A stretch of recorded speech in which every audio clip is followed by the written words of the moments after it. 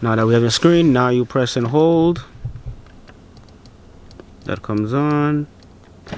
So now, once it's clear and your time and everything is showing, you press the button right here. Triangle pops up. Then you go into this.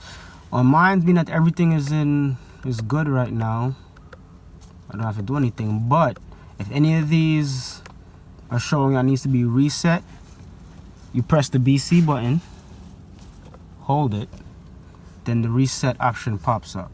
Then you can just press it to hold for reset, and you see the little timer coming, and it's gonna reset. And yeah, that's done.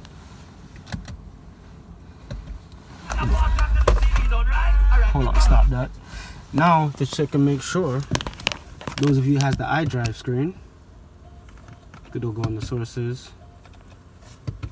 service information, and you could check here everything that needs to be set, but everything on mine is okay.